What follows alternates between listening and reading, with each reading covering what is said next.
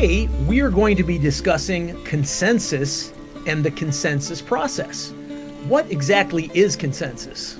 Consensus is a collective and cooperative decision-making process where there's an effort to try to bring people together to a common or shared decision that everyone can embrace and feel good about. Does consensus mean that this only works if we all agree? Consensus is not unanimity. That is to say, it doesn't mean we all agree. Consensus can be a process for getting to the best possible decision for a group of people, bringing in different opinions and modifying the decision as you go through the process to get a decision that becomes more and more honed or tuned to the harmony of the group, if you will. How does consensus process differ from other decision-making processes, such as majority rule? The purpose of a consensus-oriented process is to create a decision that works well for the group as a whole and all the participants in the group. You know, if we think about other decision-making processes, sometimes the purpose is making a quick decision or having whoever has the most support to make a decision. But consensus works on trying to make a decision that involves all the participants in the group and supports all of their interests. One of the problems with majority rule is that sometimes large groups of people are left as losers, and oftentimes majority rule can push groups of people apart, whereas consensus tries to bring people together.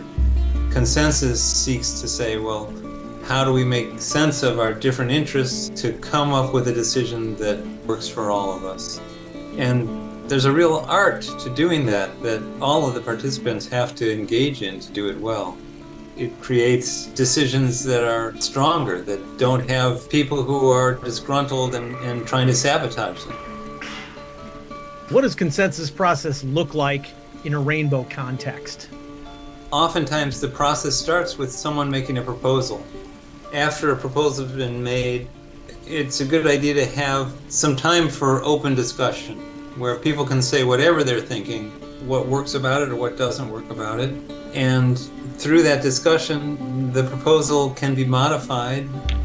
If there's a lot of people around, are there some good ways of communicating if you agree a lot or disagree or kind of so-so? People might twinkle with their fingers pointing upwards, both hands raised up, and their fingers wiggling back and forth. Up twinkles for agreement, and if their hands point down, with their fingers pointing down and wiggling, that down twinkling can indicate disagreement. Pointed at the horizon, middle twinkles means I'm not sure, and anywhere in between is somewhat support, somewhat disagree. It's helpful to let people know what everyone else in the group is thinking. If we're all trying to get on the same page, what are the different ways to effectively disagree? The choice isn't between consensus or no consensus, but it's a spectrum of choices. In a formal consensus process, you might ask for different types of responses, right? Are there any concerns, major objections, minor objections, stand-asides, or blocks? Do you have some concerns still that haven't been voiced in the discussion? Do you have full-on objections, like a minor objection, some little thing, well, if we only tweak this, I'd be happy with it? Or a major objection, this is a big thing that's going to get in the way. Or stand-asides, where you just say, yeah, I don't agree, but I'm not going to block. Let's try to clarify those with an example. Let's say we're in council and someone makes a proposal such as, I propose that we have quiet hours after midnight in the kitchen. They hand the talking stick to the left, it starts around the circle. What might be some examples of those different ways to disagree? In the example of the quiet hours, a concern might be, oh, well, Jammin' Joe is not at this meeting, and I know Jammin' Joe walks by here at 1 o'clock every morning, making a lot of noise on their banjo. We need to communicate this to Jammin' Joe. That's a concern. That's not like I'm blocking the consensus. I'm in favor of the consensus, but here's the concern that we're going to run into if we don't deal with it.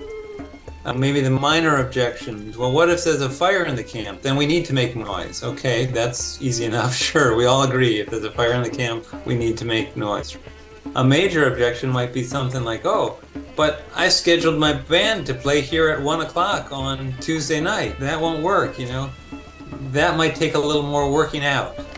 Or stand-asides, where you just say, yeah, I don't agree with the quiet hours, but I'm willing to go along because it's what the group wants to do. So I'll stand aside and let the consensus go ahead without me getting in the way of the decision.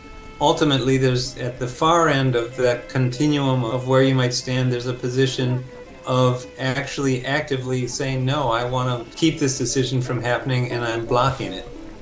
And when there's full-on disagreement, maybe you're Jam and Joe, for instance, and this is your place to play every night at 1 o'clock, well, there is a place for people to block. Can a block be used as a bargaining tool? I was once in a circle where a person threatened to block all proposals unless they got their way.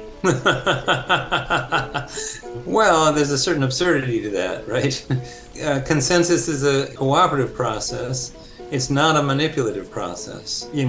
However well-meaning someone might be to say, I'm going to block everything until I get my way, they're basically saying, I'm going to abandon consensus process for a different process of I get my way. That's not what consensus is about. It's not about people throwing their block into the group and saying, hey, I want to stop this. But it's about more of the other things. I want to let you know that this part works for me, this part doesn't. I want to try to amend this part to make it work better. And again, the make it work better is really the goal, not make it what I want, but make it work better for everyone. And then you have decisions that are stronger because you don't have defectors. In actual practice, are blocks something that happen a lot? As a general rule, blocks should happen very rarely, if at all. You generally don't want to block consensus just because something doesn't work for you. That might be a major objection or a concern.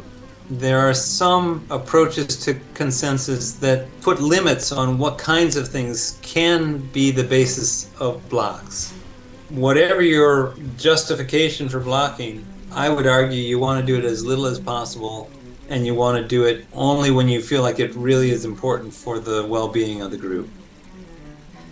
If there's a block, does that mean the consensus process has failed? Sometimes we're all heading up the mountain and one of our family gets too exhausted and can't go any farther and has to block the continuing of the group going up the hill. If we're going to support our family, we have to respect that block, and sometimes it should be the thing that stops the movement towards a decision. Sometimes later people realize that block was the best thing that happened because it brought clarity that wasn't there before and insight into what's really important and what really matters to us. Sometimes a single voice can be the voice that helps everyone realize that. So sometimes blocks are very valuable. So how do you figure out if you actually have consensus?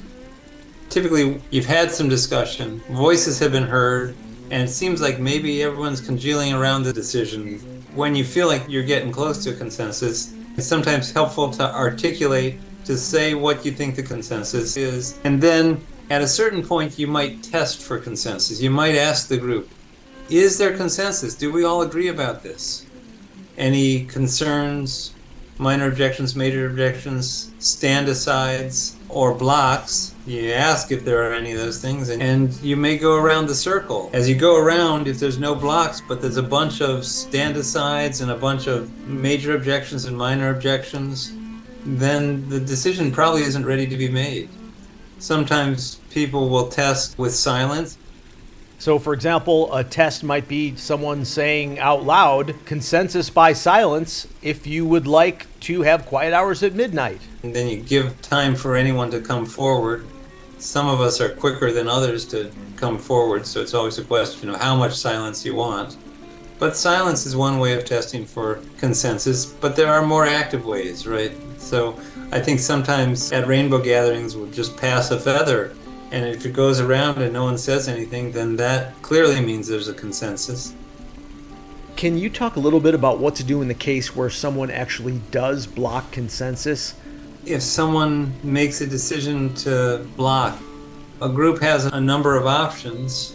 Sometimes, though, it's worth approaching someone one-on-one, right? I mean, I think that's often a good way to deal with a block, is not to make it the group as a whole issue, but to say, all right, maybe I'm the person who proposed and you're the person who's blocking. Well, why don't the two of us go off and talk, and then we're not taking everyone else's time about it, and see if the two of us can come to an agreement. Maybe you say, let's send 3 people from each group if there's 2 groups of opinions, right? If you need to, you bring a couple of people from the middle who are able to be good listeners and supporters of everyone's position. If you have a major objection, that's something to work through. If you have a block, you're sort of saying, I don't know how to work through this. It seems like there's no way to resolve this. Sometimes you do have to say, well, the 3 of us want this and the 6 of us want that. Maybe we should go our separate ways. That sometimes is the best decision that a group can make. So sometimes you've done all the work you can and that decision can't go forward until a way around that block is found. There's no one way to do it. The thing about a block is it also doesn't end the process. It says, let's go back and keep working. Well, thank you very much for working with me to help clarify the consensus process. At this time, I'd like to propose that we cease this interview. Are there any concerns? Are there any minor objections? Major objections? Stand-asides or blocks? Consensus by 5 seconds of silence.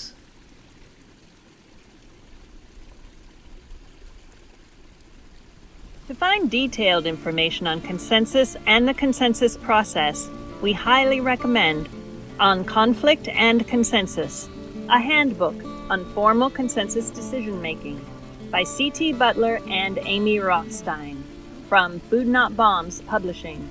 Available at archive.org and also at theanarchistlibrary.org. See you in 20 minutes.